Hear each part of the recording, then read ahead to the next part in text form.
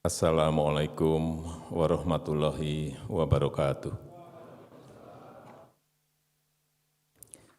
Bismillahirrahmanirrahim. Alhamdulillahirabbil alamin. Wassalatu wassalamu ala asrofil anbiya'i wal mursalin.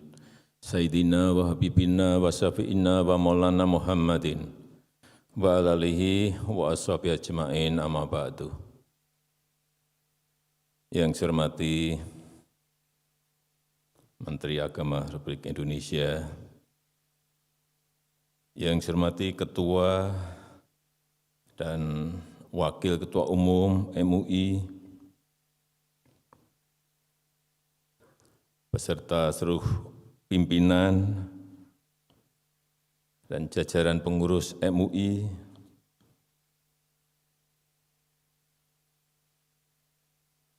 yang saya hormati para pimpinan dan Dewan Direksi Bank Syariah, para pimpinan Ormas tingkat nasional, asosiasi dan lembaga keuangan syariah yang hadir, Bapak Ibu sekalian yang saya hormati. Tadi saya disiapkan bahan sambutan seperti ini banyaknya. Tapi setelah saya mendengar tadi Dr. Buya Anwar Abbas menyampaikan itu, saya enggak jadi juga pegang ini. Saya akan jawab apa yang sudah disampaikan oleh Dr. Buya Anwar Abbas. Akan lebih baik menurut saya di dalam forum yang sangat baik ini. Yang pertama yang berkaitan dengan lahan, dengan tanah, penguasaan lahan, penguasaan tanah.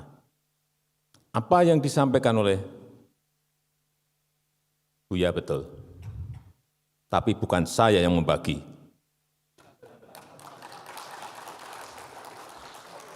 Ya harus saya jawab, harus saya jawab. Dan kita sekarang ini dalam proses mendistribusi reforma agraria yang target kita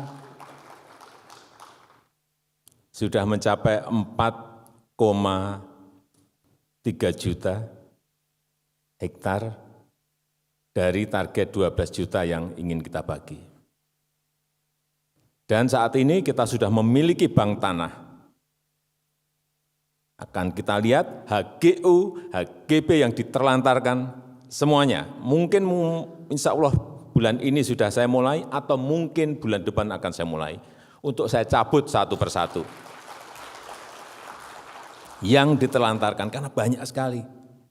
Konsesinya diberikan sudah lebih 20 tahun, lebih 30 tahun, tapi tidak diapa-apakan sehingga kita tidak bisa memberikan ke yang lain-lain. Tetapi kalau Bapak Ibu semuanya, saya pernah menawarkan ini waktu pertemuan di Persis di Bandung. Karena ada yang menanyakan juga masalah itu, saya jawab sama. Kalau Bapak Ibu sekalian, ada yang memerlukan lahan dengan jumlah yang sangat besar, silahkan sampaikan pada saya. Akan saya carikan, akan saya siapkan. Berapa? 10.000 hektar? Bukan meter persegi, hektar. 50.000 hektar,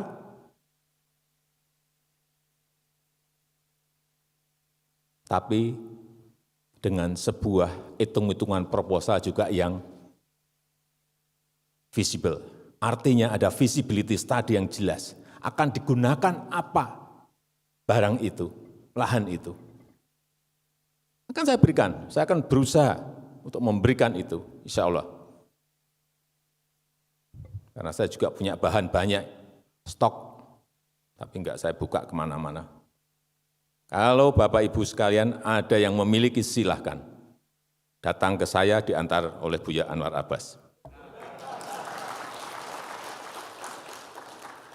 Ya saya juga dipikir saya enggak kepikiran, Gini rasio waktu saya masuk 0,41 lebih.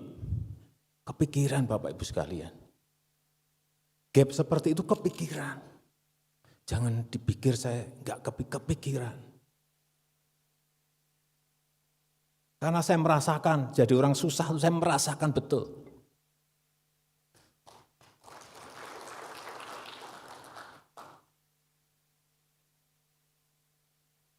Dan enak menjadi orang yang tidak susah memang.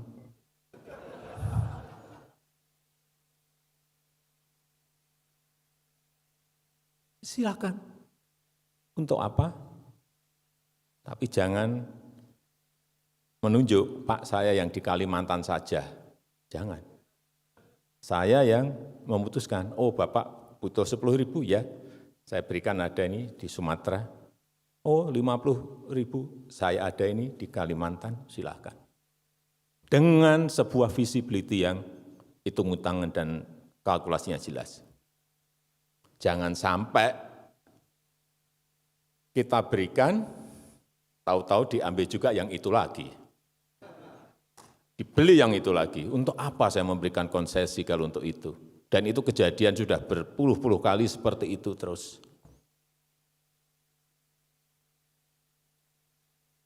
Akan banyak nanti bank tanah kita ini sudah ada yang mengomandani, akan banyak sekali yang kita cabuti. Ini sudah lebih dari 20 tahun, lebih dari 30 tahun, enggak. Masukkan ke sini, ke bank tanah. Baik itu HGU maupun HGB. Agar semua lahan yang kita miliki itu betul-betul produktif. Yang kedua, mengenai usaha mikro, usaha ultra mikro. Memang banyak yang enggak tahu, tapi nanti bulan-bulan Januari, Februari, kalau boleh saya ajak nanti dari MUI, dipimpin juga Pak Buya Anwar Abbas. Enggak apa-apa, entah 5 orang, entah 10 orang, akan saya ajak apa yang sudah kita bangun yang namanya Mekar. PNM itu 2015 kita hanya bisa mengumpulkan 500.000 usaha mikro, usaha ultra mikro yang pinjamannya 3 sampai 5 juta. 1 juta, 2 juta, 3 juta, sampai 5 juta. Sekarang sudah nasabahnya sudah mencapai 9,8 juta. Grameen Bank itu totalnya hanya 6,5 juta, dia mendapatkan Nobel. Ini kita sudah 9,8, tapi enggak dapat Nobel. Akan saya tunjukkan bagaimana Mekar, PNM, Mekar ini bekerja. Yang kecil-kecil dikelompokkan, kemudian gandeng renteng, kalau satu enggak bisa mengangsur, siapa yang membantu. Sistem ini sudah berkembang. Insya Allah nanti sampai 2024, akan mencapai target kita 20 juta. Tapi memang masih banyak, karena usaha kecil, usaha mikro, ultra mikro kita ada 64 juta. Topangan ekonomi informal kita memang sangat besar sekali. Saya juga sedih melihat porsi pinjaman bank kita juga. Usaha UMKM hanya diberi 20%. Sisanya yang tengah, yang gede. Kita maksa pun enggak bisa. Karena Pak, kami bekerja itu berdasarkan kalkulasi dan visibility study yang semuanya terkalkulasi. Enggak bisa Bapak mendorong-dorong kami. Enggak, saya kan enggak minta banyak-banyak, saya minta minim 30% saja, tapi naik dari 20. Ini pun masih tarik ulur, tapi dipaksa enggak bisa. Bank kita tuh enggak bisa. Pak, kita ini bekerja dengan kehati-hatian yang tinggi, prudent, enggak bisa Bapak memaksa kami dengan target-target seperti itu. BRI mungkin bisa lebih dari 80%. ke usaha kecil, usaha mikro, ultra mikro, tapi kami nggak bisa yang lain, karena kami memang basis kami adalah di usaha-usaha besar dan usaha-usaha menengah. Inilah kesulitan-kesulitan yang kita miliki. Tetapi insya Allah nanti dengan Bank Syariah Indonesia, BSI, yang gede-gede,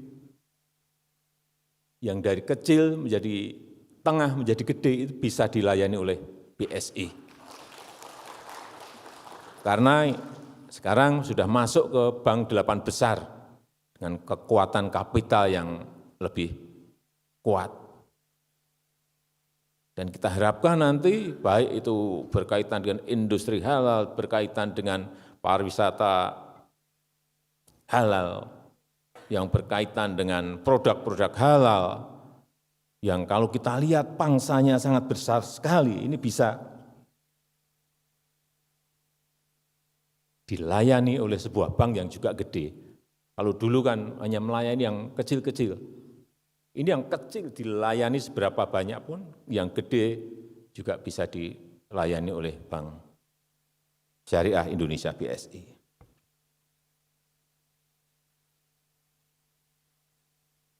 Saya juga senang, ini karena sudah menjawab 2 hal tadi, saya ingin memberikan posisi ekonomi syariah kita yang tahun 2014 itu pada posisi ranking yang ke-9. 2020-2021 kita sudah naik menjadi peringkat ke-4 dunia. Perkiraan saya insya Allah dalam 3-4 tahun ini akan masuk ke 2 atau ke 1. Kalau growth, kalau pertumbuhannya seperti yang kita lihat sekarang, akan cepat sekali. Pasarnya masuk ke semua negara. Inilah saya kira perkembangan ekonomi syariah kita dalam 6-7 tahun ini, dan kita harapkan dengan jumlah penduduk terbesar, jumlah penduduk muslim terbesar di dunia sebesar 87% atau 207 juta jiwa, kita telah berkomitmen untuk menjadi pusat ekonomi syariah di tahun 2024. Dan kita akan berusaha keras untuk itu. Baik, tadi yang saya sampaikan mengenai pengembangan industri halal, pengembangan sektor keuangan syariah, pengembangan sektor keuangan sosial syariah, pengembangan kewirausahaan syariah, semuanya akan kita dorong karena memang kita ini adalah negara dengan penduduk muslim terbesar di dunia, dan ini saya ulang-ulang terus di mana-mana mengenai ini. Agar negara lain tahu bahwa Indonesia adalah negara dengan penduduk muslim terbesar di dunia. Apalagi sejak 1 Desember kemarin kita telah menjadi presidensi G20. Keketuaan G20. Artinya kita menjadi ketua dari negara-negara besar, negara-negara maju dengan PDB, dengan GDP, Gross Domestic Product, yang masuk dalam 20 besar. Kita sekarang di nomor 16. Tapi seperti tadi disampaikan oleh Buya bahwa insya Allah di 2040-2045 memang hitung-hitungan McKinsey, hitung-hitungan dari Bank Dunia, World Bank, dari IMF memang kita akan masuk ke 4 besar. Tapi itu halangannya juga tidak kecil, tantangannya juga bukan tantangan yang mudah. Ada syarat-syarat kita untuk mencapai ke sana. Sehingga perkiraan PDB kita saat itu di 2040-2045 kurang lebih 23.000 sampai 27.000 income per kapita masyarakat kita. Sebuah angka yang sangat besar sekali tentu saja, tapi itu butuh kerja keras kita semuanya. Saya rasa itu yang bisa saya sampaikan pada kesempatan yang baik ini. Dan dengan mengucap Bismillahirrahmanirrahim, Kongres Ekonomi Umat kedua Majelis Ulama Indonesia sore hari ini saya nyatakan dibuka.